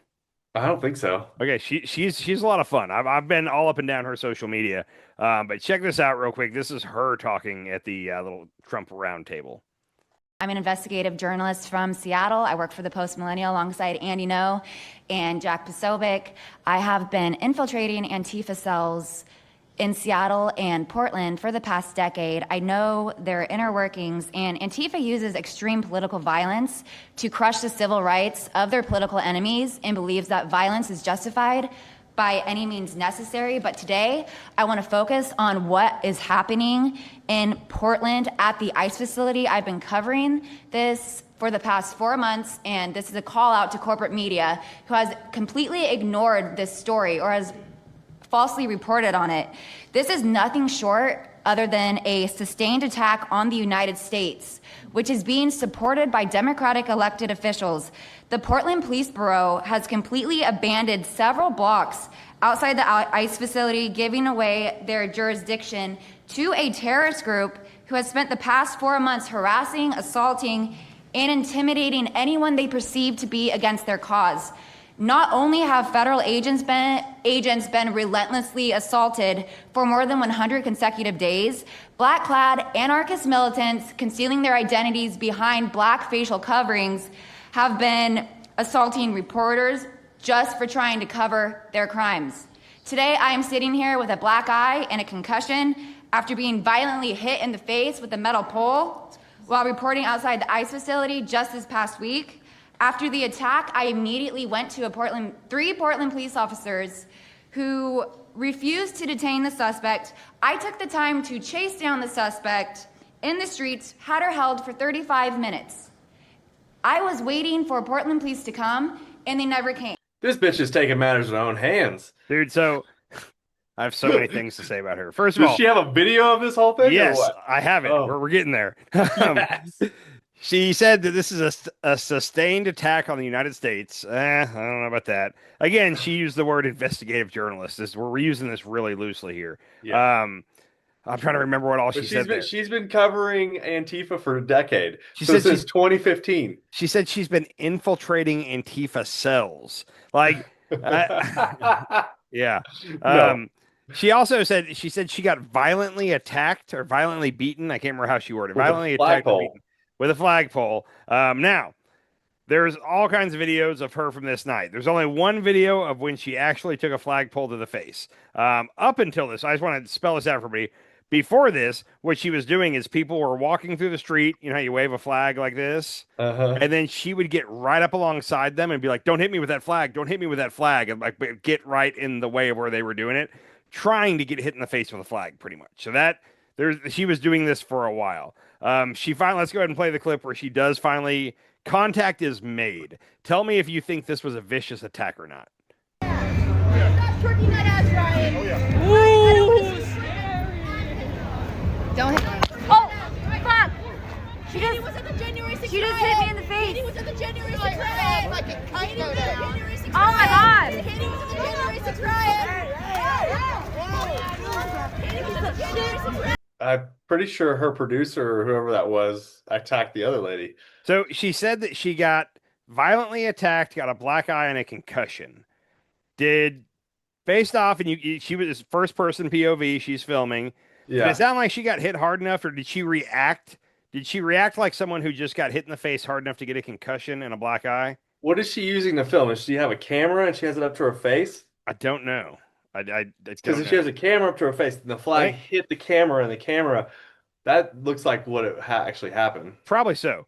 But again, this person, as you can see at the beginning of the video, the person's walking up waving and she gets up close to him. And she said right before she got hit, she was like, don't hit me with that flag. And then she took the flag to the face. She said she chased the person down and then held them for 35 minutes in the streets. There's video of that as well. The person was standing on a street corner and she was basically being a Karen in the street and was trying to call the cops. She's like, yes, I have the person right here, blah, blah, blah. And the lady was just laughing and was like, I'm not, These people lie. Why are all these Republicans lie? It's all on film is the thing. These right-wingers lie even when there's film out there to say it. And she's in front of what was this aired on? Fox News? These were all on her Twitter page. But what was this round table? Oh, that was on a lot. I think a lot of it I pulled from OAN. Oh, okay. Yeah. So it was all aired on OAN. No, it was Real America's Voice or one of those channels. Yeah, whatever. Oh, yeah. One of those gross channels. Anyhow, so her whole Twitter page is like her being like, I'm about to do battle with Antifa, and then she's like got a pretty she's dressed up and she's like It's kind How many followers does she have? Probably too many. Hold on, I'm curious because I'll bet it's more than her name is Katie Davis Court, and she has a YouTube channel. I believe so. I only looked at her Twitter. She's got 262,000 followers. Oh my gosh, not bad. Yeah, not bad at all. I mean, I guess it pays to be right wing. Should we be right wing, Andy? I told you a couple times now that if we switched and went like full MAGA and started selling Trump gear, we could make some money. like if we were just in this for the money, we're on the wrong side. Yeah, imagine if we were selling Trump merch. Dude, we should start a second channel that's just all we're all. It would be a fun experiment because it would do so much better than this channel. like our views would be better. It'd be amazing. And we're definitely not doing the popular thing here. So I could make such cool Trump merch too. Yep. That would be so fun. So anyhow, the gist of that meeting is that they're about to supposedly officially declare Antifa a terrorist organization. They're also going to say that anybody who funds this terrorist organization is by proxy a terrorist, and that's going to be Act Blue and all that. Democratic Act Blue, you could possibly be arrested. Yeah, and they get people on terrorism stuff like that all the time because you're I can't remember the phrase, but it's like you're providing material support to Hamas or whatever. And so if you donate money to Act Blue and then they donate to Antifa, which you can't donate to Antifa, but whatever. If they help arrange a protest that Antifa is at, I guess, then by proxy, you provided material support to a terrorist organization. So that's... Show me with your fingers how close you are to saying the F word. Oh, it's like centimeter.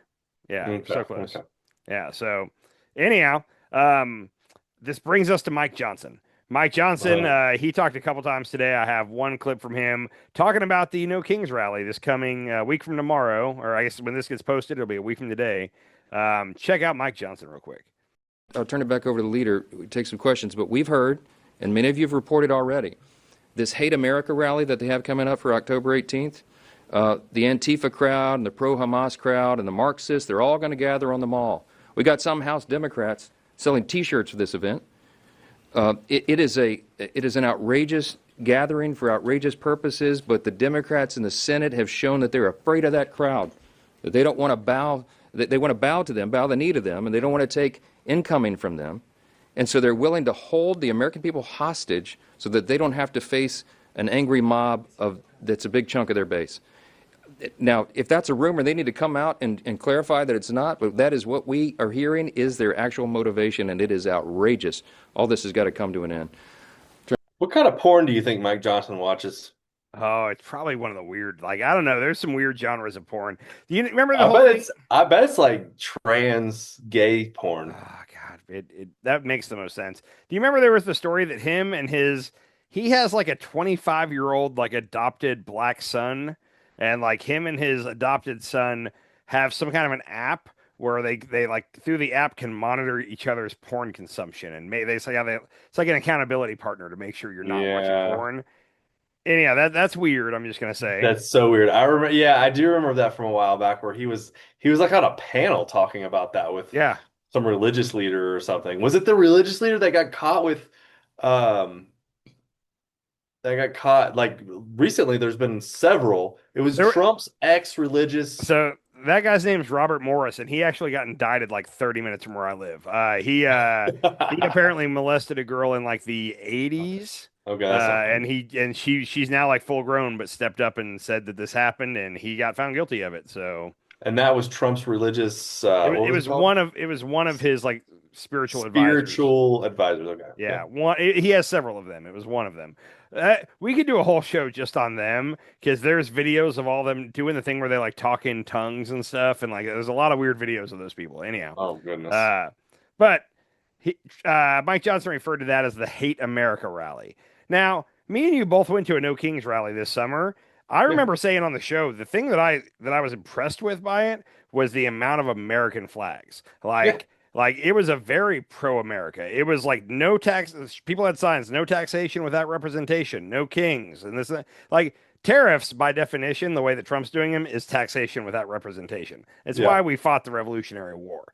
So from my experience at one No Kings rally, didn't seem hate America at all. It seemed, hey, we love America and we don't want you to change it. That kind of seemed like the vibe of what I saw. We want to keep democracy alive. That's basically what No Kings means is we want democracy. We don't want a king in power or an authoritarian leader. That's the way I I receive it. And so the problem is, again, Republicans are better at messaging. And any Republican voters that heard Mike Johnson today probably went away just going, "Yep, they hate America." So it's a losing battle. What a crazy, crazy world we live in, man. It is. But the funniest thing though, Act Blue, they put out a response today. I am so tired of what's going on with the Republicans, and I think that's their plan. They're just trying to break us down, wear us down. It's working. I'm so worn out. Like almost every day I'm just like, oh, my eyes are just tired. I'm like, oh my God, what is going on?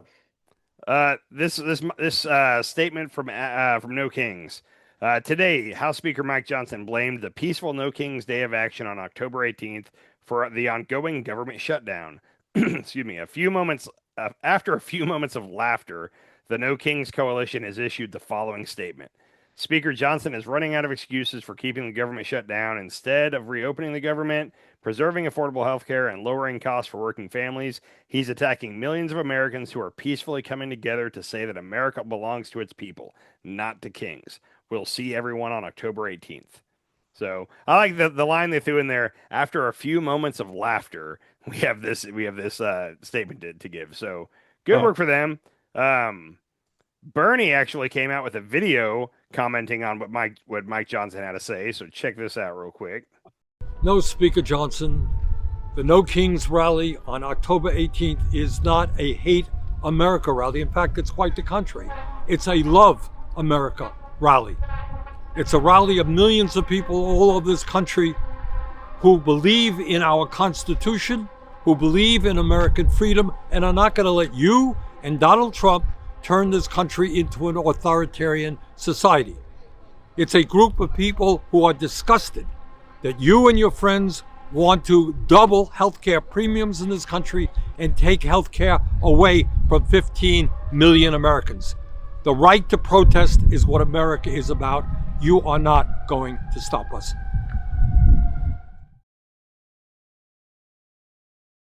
They need to make Bernie the official like spokesperson of the Senate. Because even though Schumer did one good video the other day, like Schumer's not up for this. Bernie's not doing anything fancy. It's him doing his little walk and talk videos, but they're effective. It's I don't know why they don't have him front and center speaking on behalf of the Democrats constantly. Yeah, and he's got a good team. Like that video was simple, it was easy. It was him walking towards the camera as the camera's walking back. And it was very well done. I mean, there was no lighting. They just had natural light coming in from behind. Like it was very simple but elegant, and I mean, kudos. Simple, and he wasn't. I hate the ones where you can tell they're reading a script or trying to memorize lines. Yeah, no, Bernie's believed this his whole life, and Bernie's just going to tell you what it is. It seems very like just free flowing. It's a train of thought of what he's thinking. Yeah. Well, and this is the problem with the Democratic Party is they're not willing to go into the Democratic Socialist arena yet. Yeah. Like they've dabbled with it. Like Bernie had such a good following, and they just 2 times they just went, nope, we're not letting Bernie in. And he should have been our president instead of Trump. Instead of Hillary. He should have been our president instead of Trump. Yeah. Well, he should have been the nominee for the Dems instead of Hillary. Yeah, he should have beat beat Hillary, and I think he would have beat Trump. So I was telling a guy this tonight. You know, we've talked about the whole pendulum. I can't say that word, but the pendulum swing. Yeah, pendulum. I can't say the pendulum. Word.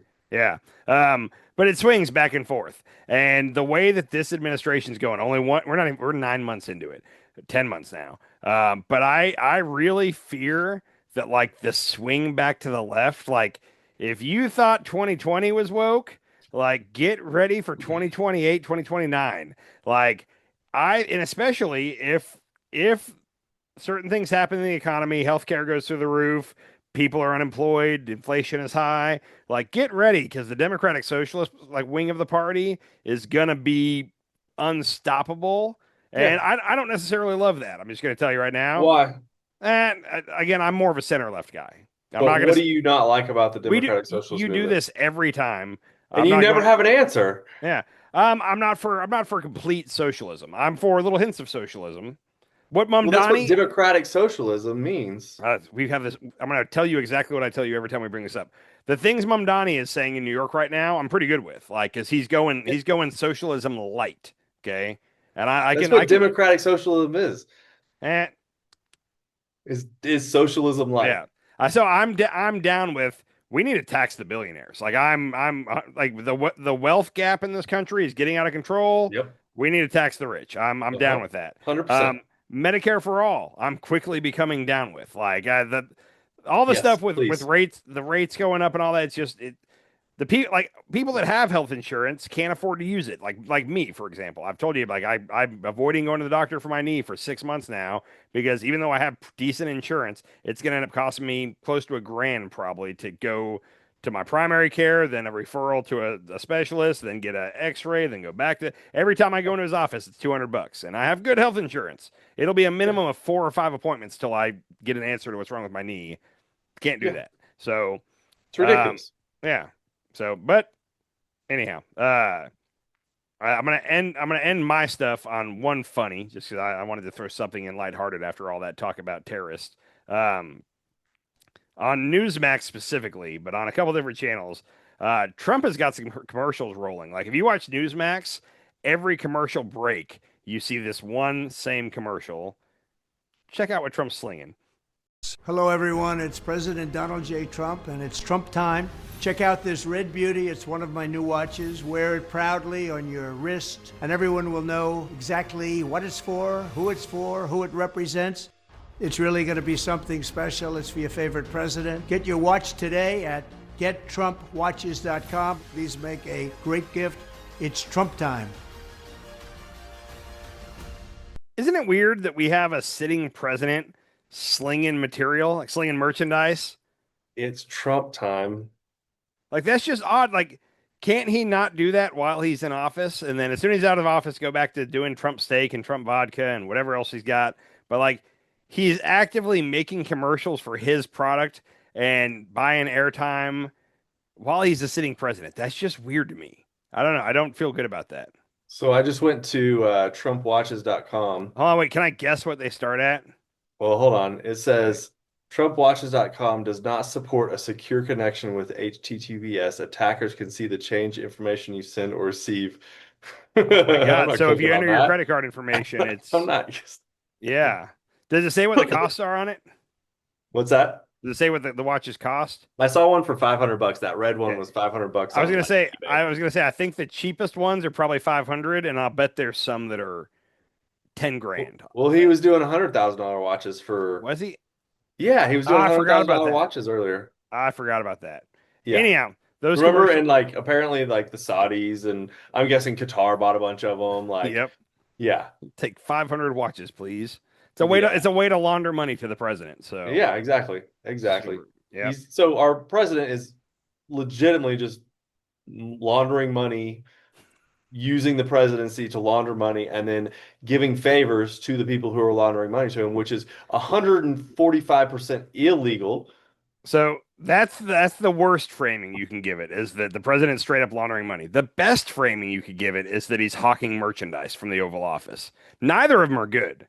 At the very best case scenario is he's hawking merch as the president of the United States.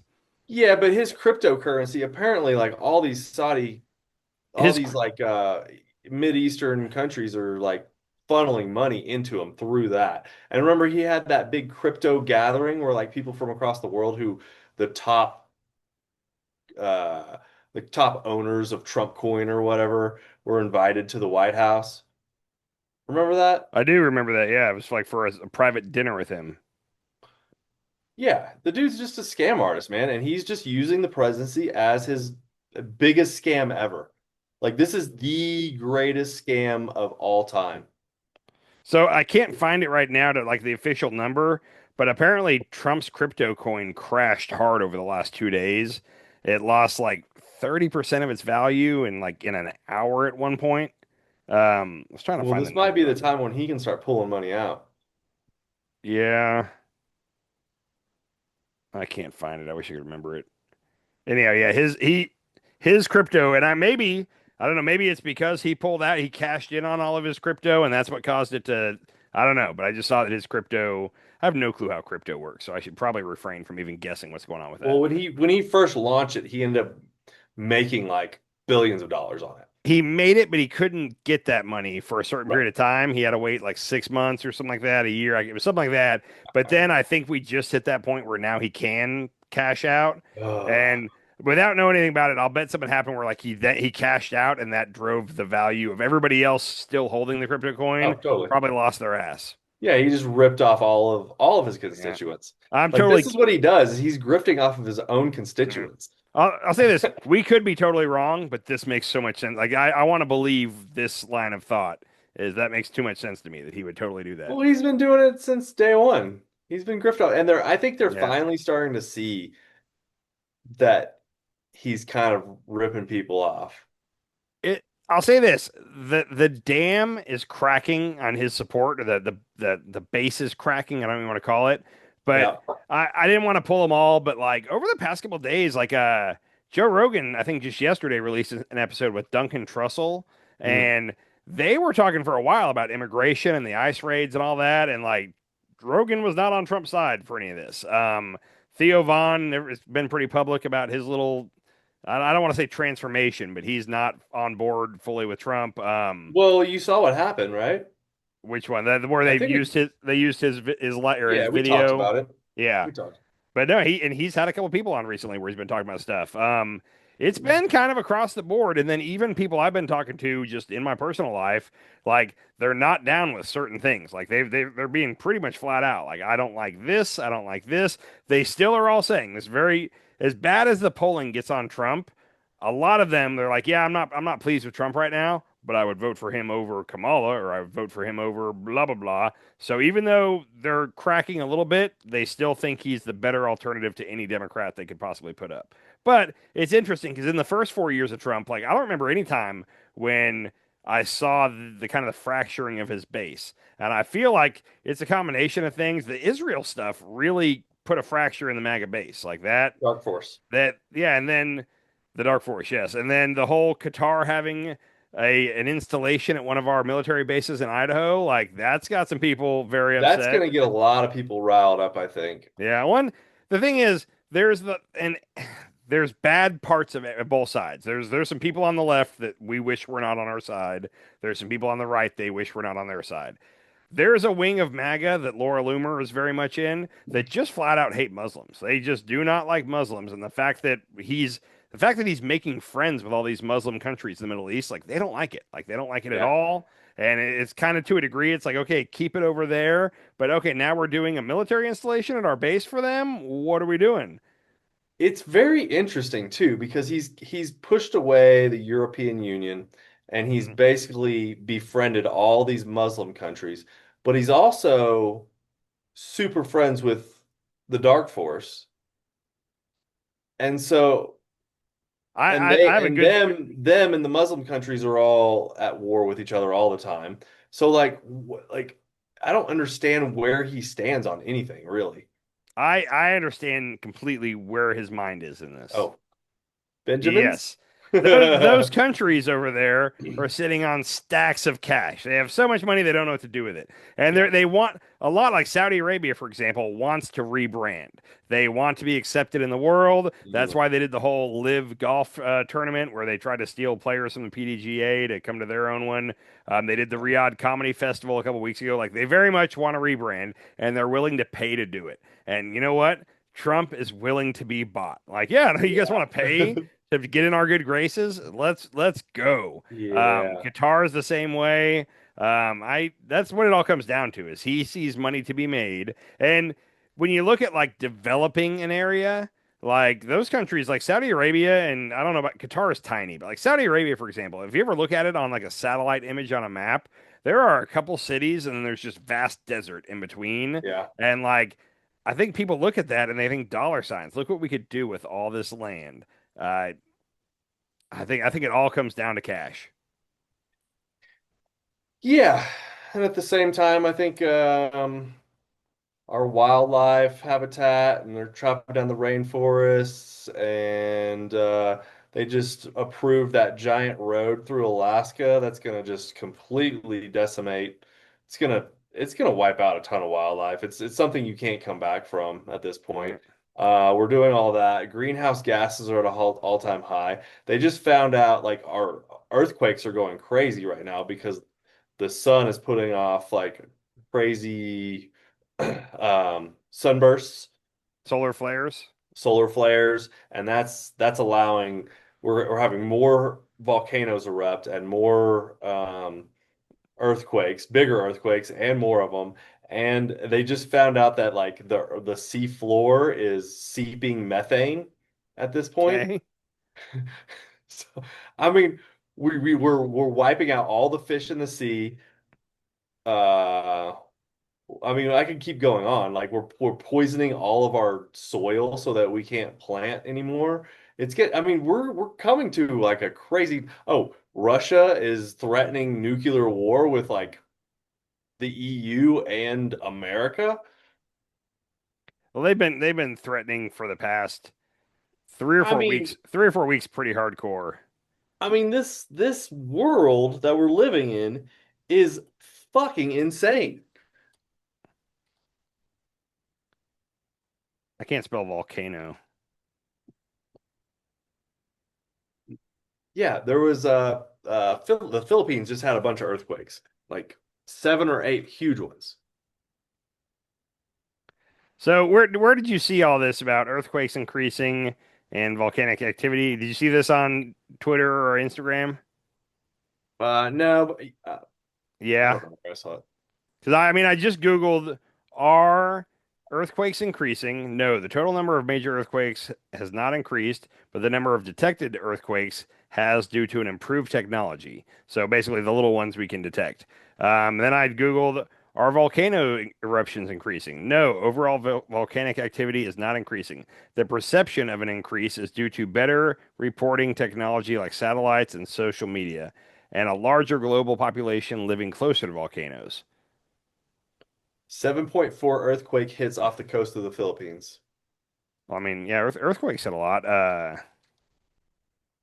Is the sea floor leaking methane. You said methane? Uh-huh. Let me see here.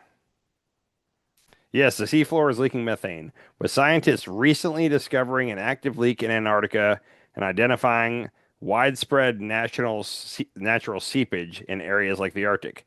This leak occurs as methane trapped under pressure and sediment on the ocean floor finds its way through fissures and escapes into the water. The discovery of active leaks, particularly in the Arctic and Antarctic, is raising concerns about their potential connection to climate change and their impact on marine ecosystems. Okay, that seems. See, This other one was the Alaskan seafloor. well, that makes me wonder, has that been happening forever and we're just now detecting it? Or did it just start? And I It's don't know been the answer to happening, but they're finding it more and more. that. Gotcha. Yep. And Alaska, due to the thawing of permafrost and geological processes like faults and fissures, research has identified widespread methane vents on the East Siberian Arctic shelf where permafrost is. So as the permafrost destabilizes, it's releasing the trapped gas. So as global warming increases and the ice caps melt, it's going to get worse and worse and worse. Yeah, yeah, and we're not doing anything to help global warming. I know I'm going to sound very ignorant on this, but like I feel like with technology, like okay, there's too much methane in the air or carbon. It's either carbon dioxide. Yeah, Carbon. the dioxide that increase. Like I don't get why we can't build some stuff. Like I know like a big air filter is dumb to say, but like there's nothing we can do to like filter out like in high levels there. Like I feel like if we put a lot of I think there's no money to be made in doing it, and that's why we're not investing in that. Yeah, you're exactly right. One of the things we can do is not fucking cut down the rainforest. Yeah. And they're cutting down the rainforest at a staggering rate right now. Yeah. And trees aren't really that important except for oxygen, which is that important? Yeah, we don't need oxygen. Yeah. Nobody needs to breathe, Andy. Yeah. I don't know. Yeah, I feel like the whole they're cutting down the rainforest thing is I've heard that for 30 plus years of my life now, and nobody seems to give an F. Like that's what like there's certain things that we've just all decided like yeah that's bad, but we don't care. Like that, like the rain. There are some hippies that really care about the rainforest, but the majority of the world is like oh yeah that's bad, right? But we're not gonna really get outraged about it. Right. But that's the problem with us. As human beings, we don't care about our own well-being except for in the moment right then. Yes. We've decided we don't care about that one. Sorry. Yeah, and I mean I've been watching some videos of just like jaguars, like the jaguar habitat, like all these animals are just going to go extinct. We're just killing all wildlife on the face of the earth. We're gonna if you've seen what is it, The Matrix 2 or 3? I forget which one were they. No? I watched the first one. I never saw the other ones. Okay. I think it was either 2 or 3 where they had like so the energy for creating the Matrix was all human beings and they were all like basically in these open case coffins. Okay. And they were sucking the energy out of the humans. That's weird. And that's how they fed the entire Matrix. And it was just like this. And the Earth was just like basically I don't know. There was nothing left on Earth basically besides like industrial shit. Yeah, we're not having a good. I'll say this: I don't think we're having a good impact on the Earth right now. But there, who was it? It was in Mark Maron had his most recent special. I think it was on Hulu or Prime, maybe. I can't remember what it was on. Did you see it at all? I haven't seen it. No. It's good, but he has this whole thing about like how like I think you were gonna send me your login so I could watch it. I need to do that. But he has a whole bit about how like he gets why people don't enjoy being around liberals. Like you ever invite a liberal to your barbecue, and then it's just like, do you know that the rainforests are being cut down? Blah blah blah. Like, do you know that? And they're just a bummer. They're a bummer to be around. And every now and then you get into this mode, and it like reminds me. I'm like, oh yeah, that's why I'm not a Democrat. Thanks for reminding me. But fuck, we're fucking everything up. Like, why can't we talk about this? We can. You bring it up at the barbecue, man. It's just not a good time. We're all trying to have fun, and you're over here talking about deforestation. That's the bit. So it's funny. Yeah. Fair enough. All right. I got nothing else. You got anything you want to end on? And I think you hit on all. Oh, so the Mike Johnson press conference. I probably should have pulled a clip from this. Okay. Where he's blaming the shutdown on the entire Democratic Party. Yes. Yeah, did you watch that today? I watched most of his. He talked several times today. Oh, he did? Yeah. I mean, I don't know. It was annoying. He's annoying in general. Oh yeah, I don't like that guy at all. Yeah. I think that's pretty much, I think you nailed everything else. I had a big list for tonight, man. So, all right. Well, have a good weekend, and we'll get together Monday or Tuesday night. Sound good? All right, brother. Later. All right. Later. Sometimes you eat the bar, sometimes the bar eats you.